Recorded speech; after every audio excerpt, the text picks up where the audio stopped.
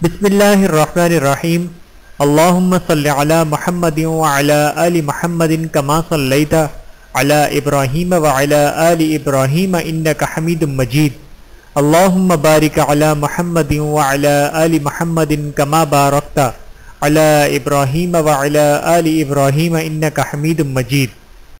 بسم اللہ الرحمن الرحیم۔ السلام علیکم ورحمۃ اللہ وبرکاتہ۔ ایک عورت کا عبرتناک واقعہ۔ علامہ ابن جوزی اپنی کتاب ضم الحوی میں لکھتے ہیں، ابن نجیح نے ایک بااعتماد دوست کا واقعہ بیان کیا ہے کہ ایک رات میں نے خواب میں دیکھا میرے گھر کے قریب جو قبرستان ہے اس قبرستان کے مردے اپنی اپنی قبروں سے نکلے ہیں اور ایک جگہ اکٹھے ہو رہے ہیں، حتیٰ کہ تمام اہل قبور ایک جگہ اکٹھے ہو رہے ہیں، حتیٰ کہ تمام اہل قبور ایک جگہ جمع ہو گئے۔ پھر انہوں نے گریہ و زاری شروع کر دی اور گڑ گڑا کر دربار الہی میں دعا کرتے ہیں، یا اللہ تو فلاں عورت جو صبح مر گئی ہے وہ ہمارے قبرستان میں دفن نہ ہو، یا اللہ ہمیں اس سے بچا لے۔ یہ گریہ و زاری سن کر میں نے ایک مردے سے پوچھا، ماجرا کیا ہے؟ تم کیوں یہ دعا کر رہے ہو؟ اس نے بتایا، جو عورت آج مری ہے جہنمی ہے، اگر یہ ہمارے قبرستان میں دفن کر دی گئی تو ہمیں اس کا عذاب دیکھنے میں تکلیف ہوگی، اس لیے ہم گریہ و زاری کر رہے ہیں اور گڑ گڑا کر دعا مانگ رہے ہیں۔ یہ سن کر میں بیدار ہو گیا اور سخت متعجب ہوا۔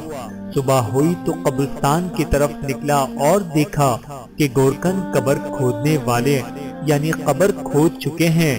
میں نے ان سے پوچھا یہ کس کے لیے بنائی گئی ہے؟ انہوں نے بتایا کہ ایک مالدار تاجر کی بیوی فوت ہو گئی ہے، یہ اس کے لیے قبر کھودی گئی ہے۔ میں نے ان کو رات والا منظر بتا دیا۔ قبر کھودنے والوں نے واقعہ سن کر قبر بند کر دی۔ اب میں انتظار کرنے لگا کہ کیا ہوتا ہے۔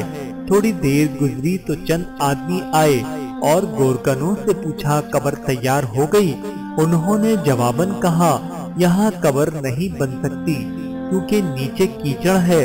وہ آدمی یہ سن کر دوسرے ڈیرے پر چلے گئے، چونکہ وہاں بھی خواب والی بات پہنچ چکی تھی، اس لیے انہوں نے بھی قبر کھودنے سے انکار کر دیا۔ پھر وہاں سے وہ آدمی کسی دوسرے قبرستان گئے اور وہاں قبر بنوائی۔ پھر میں جنازے کی آمد کا انتظار کرنے لگا۔ پھر اچانک شور اٹھا کہ جنازہ آ رہا ہے۔ میں بھی جنازے کے ساتھ ہو گیا۔ جنازے کے ساتھ ایک جمع غفیر تھا۔ میں نے جنازے کے پیچھے ایک نوجوان کو دیکھا۔ میرے پوچھنے پر مجھے بتایا کہ اس عورت یعنی میت کا بیٹا ہے، اس کی اور اس کے باپ کی تعزیت کی جا رہی تھی۔ جب میت دفن کر دی گئی تو میں نے ان دونوں کے قریب گیا اور کہا، میں نے رات ایک خواب دیکھا ہے، اگر اجازت ہو تو بیان کر دوں۔ یہ سن کر باپ نے یعنی مرنے والے کے خاوند نے کہا، مجھے خواب سننے کی ضرورت نہیں، لیکن لڑکے نے کہا سنائیے۔ میں اسے تخلیہ میں لے گیا اور خواب بیان کر دیا۔ پھر اس سے کہا، تجھے چاہیے کہ تو اس بات کی تفتیش کرے اور وجہ معلوم کرے کہ کیوں قبر والوں نے گڑ گڑا کر دعائیں کی ہیں۔ اس نوجوان نے کہا، اور تو مجھے کچھ معلوم نہیں، مگر اتنا جانتا ہوں کہ میری ماں شراب نوشی کرتی تھی اور گانے سنتی تھی، نیز دیگر عورتوں پر بہتان لگایا کرتی تھی، مگر یہ افعال اتنے سنگین نہیں کہ یہاں تک بات پہنچ جائے کہ مردے بھی دعائیں کریں کہ یہ ہم میں نہ دفن ہو۔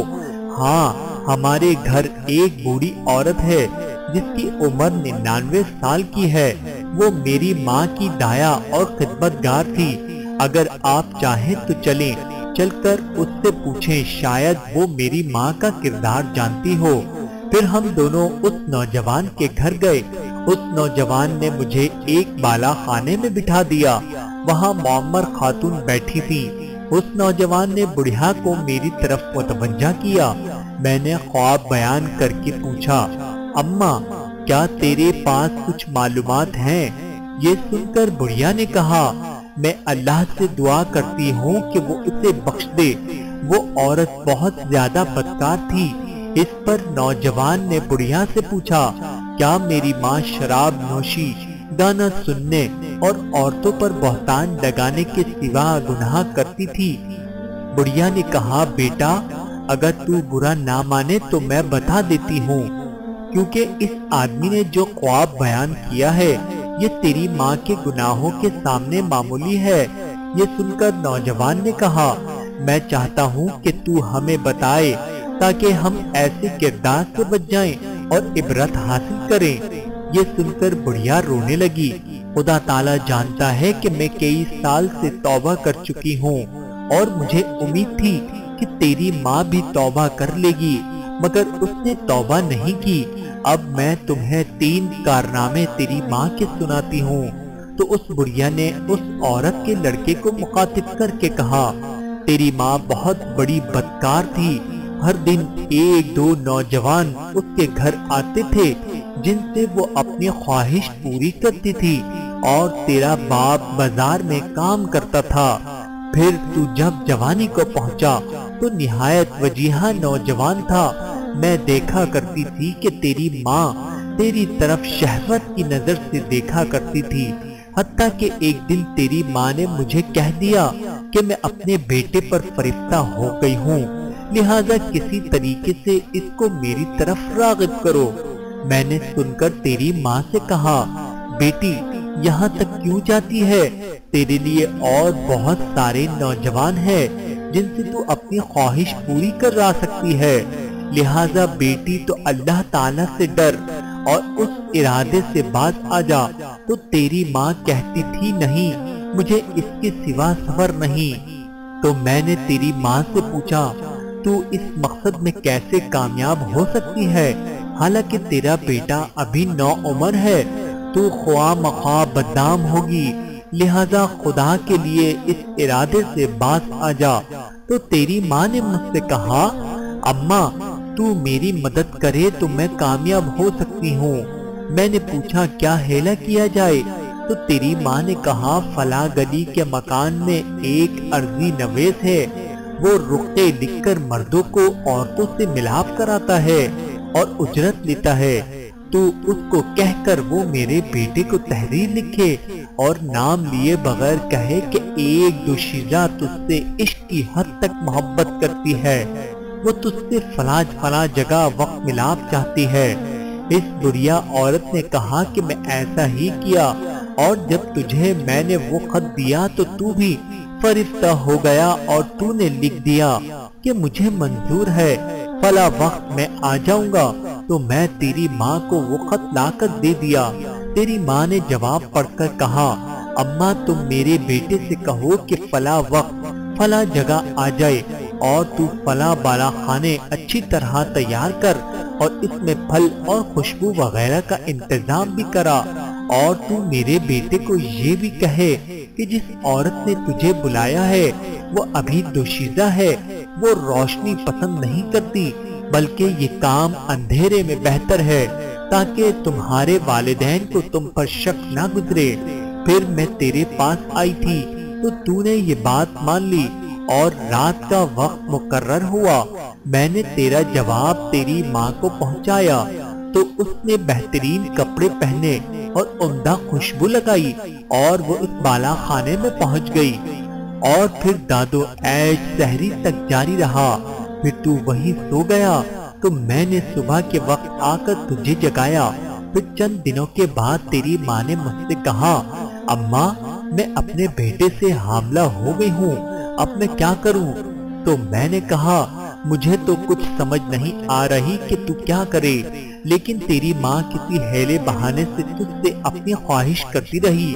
حالانکہ ولادت کا وقت قریب آ گیا تو تیری ماں نے تیرے باپ سے کہا کہ میں بیمار ہوں، میں چاہتی ہوں کہ کچھ دن اپنی ماں کے پاس رہ آؤں۔ تو تیرے باپ نے اجازت دے دی۔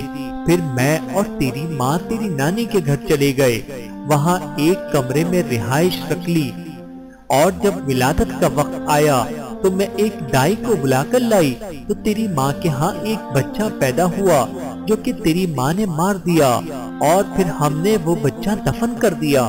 کچھ دن گزرے کہ تیری ماں نے مجھ سے کہا اب پھر میں اپنے بیٹے سے خواہش پوری کرنا چاہتی ہوں۔ تو میں نے کہا بیٹی جو کچھ ہو چکا وہ تیرے لیے کافی نہیں۔ تو تیری ماں نے کہا مجھے صبر نہیں ہے، اور پھر اسی طرح یہ سلسلہ شروع ہو گیا۔ پھر جب وہ بڑھیا دوسرا واقعہ سنانے لگی تو اس عورت کے بیٹے نے یہ کہہ کر بات ختم کر دی اماں بس کو اتنا ہی کافی ہے، اللہ تعالیٰ میری ماں پر لعنت کرے اور ساتھ تجھ پر بھی لعنت ہو۔ یہ کہہ کر وہ اٹھ کھڑا ہوا اور میں بھی اس کے ساتھ اٹھ کر آ گیا۔ کاش کہ وہ بڑھیا دوسرے دو واقعات بھی سنا دیتی۔ میرے محترم عزیزو، اس واقعے سے اندازہ کیجئے جب انسان کی شرم و حیا ختم ہو جائے تو وہ کس قدر پستی میں چلا جاتا ہے۔ ہمیں چاہیے کہ اس واقعے سے سبق حاصل کریں اور اللہ تعالیٰ سے پناہ مانگیں۔ اللہ تعالیٰ ہماری حفاظت فرمائے، آمین ثم آمین یا رب العالمین۔